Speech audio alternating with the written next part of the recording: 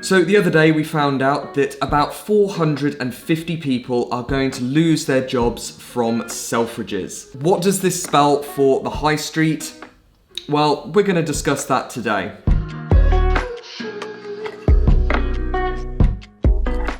What's happening, guys? It is Matt here from Sophisticated Obsession, and today we are going to be having a discussion about Selfridges. This is a bit of a different video. I haven't done one of these videos before, but I do think that the issues that I'm going to be raising today, they need to be talked about. Guys, I'm not going to pretend to be like some analyst. I am just a guy that has been watching the news and then doing a little bit of research of his own. So it was announced by Selfridges that 450 people are going to be losing their jobs. Now that is 14% of the company's workforce. Apparently these staff members were furloughed, and they were then told that no changes were going to then be happening to their jobs while they were then away on furlough. And then, lo and behold, they've then got this like just earth-shattering news that they are going to be then losing their jobs. This, I'm not gonna lie, really shocked me. I don't really know why, because I kind of feel like the writing was on the wall. It kind of just goes to show you that nobody is safe. Now this is an interesting discussion because really this leads on to the fact of, is this the end of the high street? Now when I think of a department store, I think of probably two main department stores, Selfridges being one, and also Harrods. And so when I was then thinking about creating this video, I thought I'd look up what was happening at Harrods to see if they were then taking any job cuts. And Harrods are saying that they are going to be losing around about 700 people. So I met up with one of my friends who I used to work with, Emma, and she said exactly the same, that in her company, it is happening as well. To be honest, I kind of knew that because probably about 6 or 7 months ago, they were having a huge management restructure. I believe that the discrepancy was all about where they see the brand going, and obviously there were some issues that had surfaced from those discussions, and so that resulted in quite a few senior members of that brand then walking out. This has resulted in this company restructuring their management team, and they've basically cut out half of the senior management roles. Emma was also saying that she has to reapply for her job in order to keep it. And by the sounds of it, this is happening all throughout the company where they are wanting to halve their staffing. So on the news today, we've also had the bad news that TUI, which is a travel agent in the UK, is shutting 166 of their shops. That equates to around about 900 people potentially losing their jobs. And we've also seen the restaurant group Pizza Hut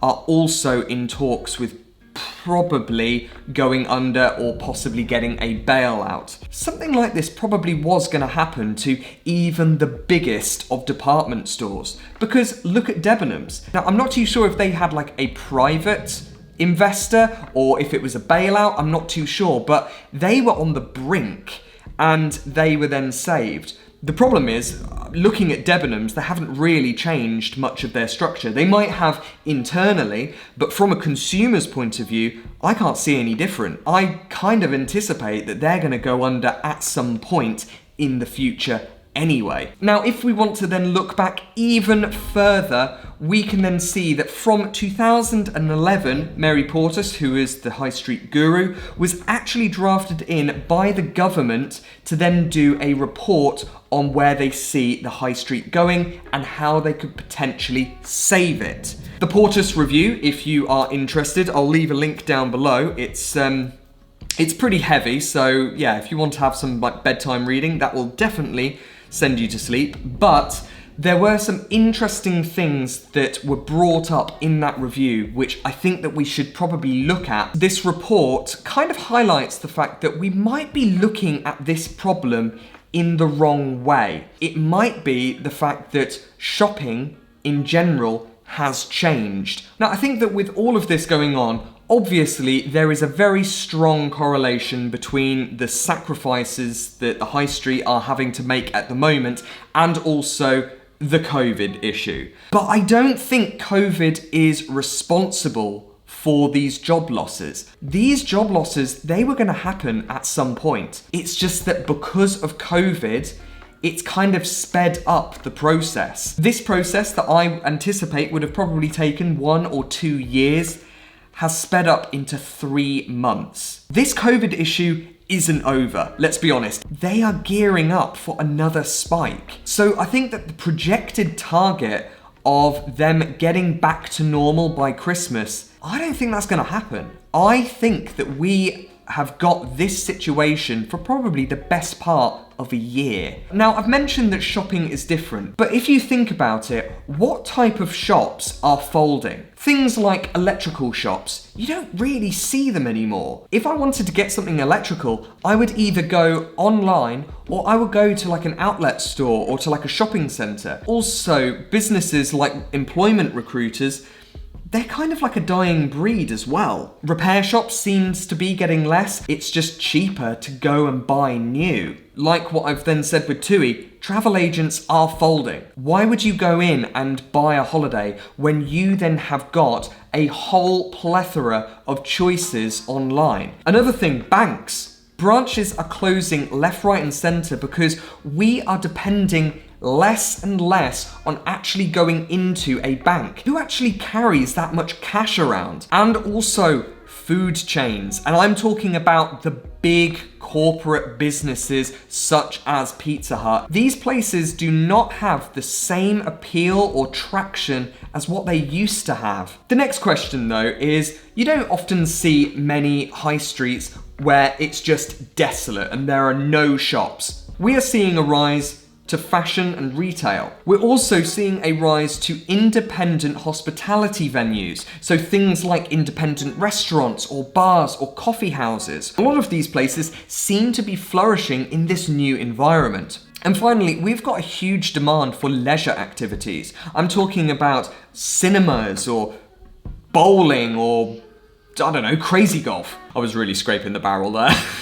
But I will go into a little bit more detail about why I think these types of stores are flourishing more than some of the others that I have then mentioned. So the next thing is, where do I see the high street going and how do I see it developing? Unfortunately, for the high street or for your local businesses, I think that it is going to be a bit of a damning report. I think that the stores that will survive on a local, small high street will be independent food and beverage venues, and also local newsagents and shops to then get your amenities. Now, apart from your obvious anomalies, I think that other businesses are really going to then struggle. But again, that is just me, that is just my personal opinion, that is my speculation. I don't know this for certain. The venues that are going to flourish, I think, are going to be shopping centres, supermarkets, and also retail outlets. These places seem to have got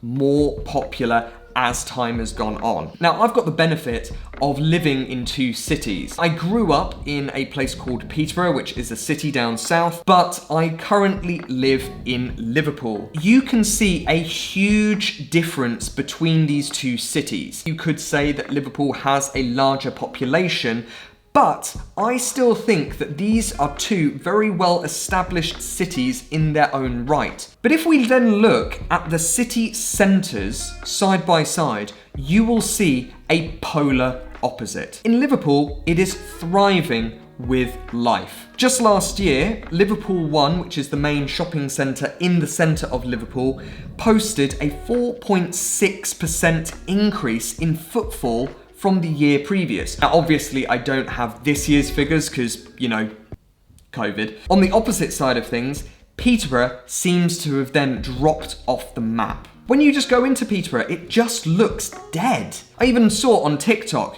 Okay, before you say it, I know, TikTok, it's not the fountain of news, but still. Somebody even put that as their worst place to live. Now, I do have to admit that I think that this has been an issue in terms of town planning. Liverpool has had a lot of investment, and that investment has been respected and it has gone into the right places. Peterborough has had similar investment. They have had a lot of sort of makeover in the recent years, but I do not think that they have pulled in the right type of businesses. And so what results is a city losing touch with society. The next question has to be, what type of shops do we need to encourage to then kickstart this high street problem? I can give you one example of a shop that I think has got a really good balance of things. In Liverpool, we have got a shop called Arkit. Now, I had never heard of Arkit before. Arkit is really interesting because it caters to quite a few different people. Not only do you have your men's and women's wear, also, you have got a homeware section, which, by the way, is really taking off at the moment. And also, you've got a lovely cafe in there as well. If I went to this shop with, let's say, my stepdad, he's not the biggest shopper, but what could happen is he could then go, grab a coffee, have a read of his book, do whatever, while I can then go shopping. This shop is then catered to two very different people. Am I saying every shop should then include a cafe? No, that's not what I'm saying at all. But what I do think is that they need to branch out and incorporate far more customers. This leads me on to the next point, which is this is a communal problem, and I think it's important that shops need to then stick together. Now, it might be things like what Mary Portas has then suggested, where bigger corporations then take on smaller corporations to then mentor them. This works both ways. Smaller companies get maybe investment from larger companies and also are given guidance on how to then grow. Larger companies, however, are brought a little bit more in touch with what consumers actually want. Smaller businesses, for the large part, do this quite well, whereas big corporate brands seem to lose personality and they just become about the money. Let's be honest, this is why Debenhams and Selfridges and Macy's are in trouble, because back then it was just about them cramming as much stuff as they could into their floors. Our shoppers do not shop like that anymore. And I think that companies need to realize that. And that's probably why some independent stores are flourishing. Now, I believe that there are two main commodities that are then suffocating the high street, but also at the same time breathing life into shopping centres and retail outlets. The two things, cost and time.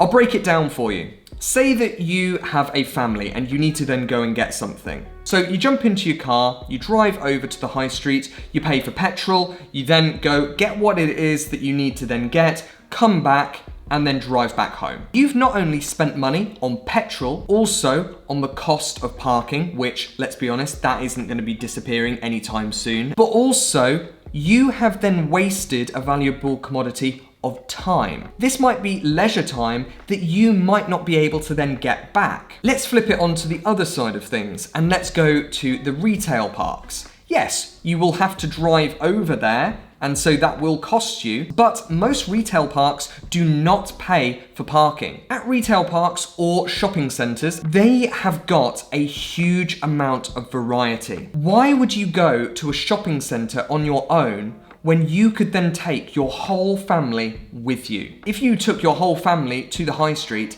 somebody is going to be disappointed because that high street is not going to then cater to everybody's needs. It might be the kids that are kicking off because they want to do something that is entertaining, yet the high street is just full of newsagents. So they're not going to get much fun out of it. But at a shopping centre, there is a huge amount of emphasis being put on leisure activities as well as your shops. This not only caters to you who needs to go and get a specific thing, but also to your family's needs as well. Therefore, you are more than likely to think about this time as not being a waste of time, but actually utilizing the time with your family, but spending the whole entire day at a shopping centre. Yes, you're not only going to be spending more money at that shopping centre, maybe you need to then stop for coffee breaks, maybe you need to have lunch, maybe the kids need to then go and do what kids do. Wow, that made me sound very old.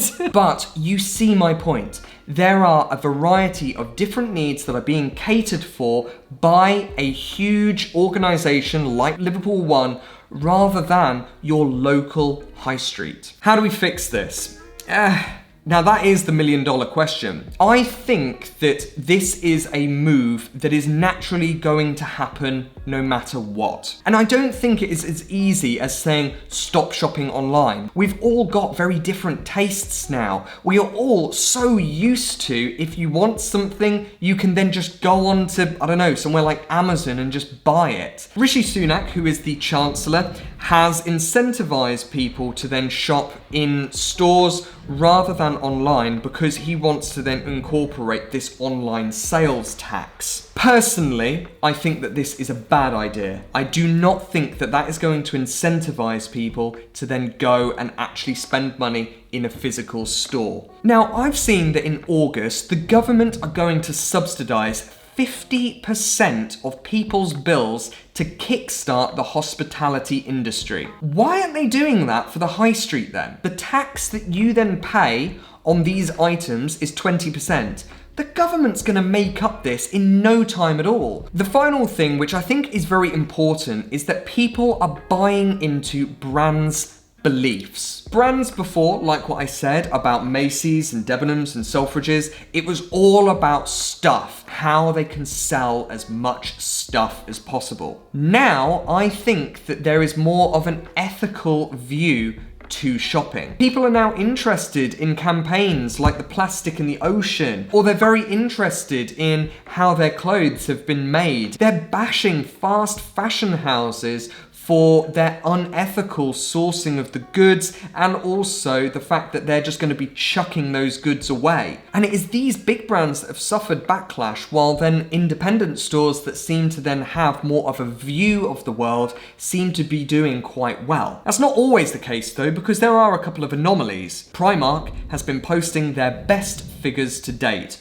Obviously, I can't comment right now just because of what's been going on and the high street has been closed. Unfortunately, guys, I do not have an answer for. I'm not smart enough, I'm not clever enough to understand the intricate details of why some of these huge stores are flourishing while others are then suffering. But I did feel that this was a necessary conversation to have, because I think that this is a problem for all of us combined, not just for the people that own business, but also the people that then shop at these businesses as well. But if you have made it this far, thank you so much for sticking around. As always, please hit us up on Instagram to see what we're getting up to on a day-to-day basis. And if you have not done so already, please hit that big subscribe button because it really helps me out. And there we go. Hope you have an amazing day, guys, whatever you are doing, and I will see you in the next one. Take it easy, guys. Bye.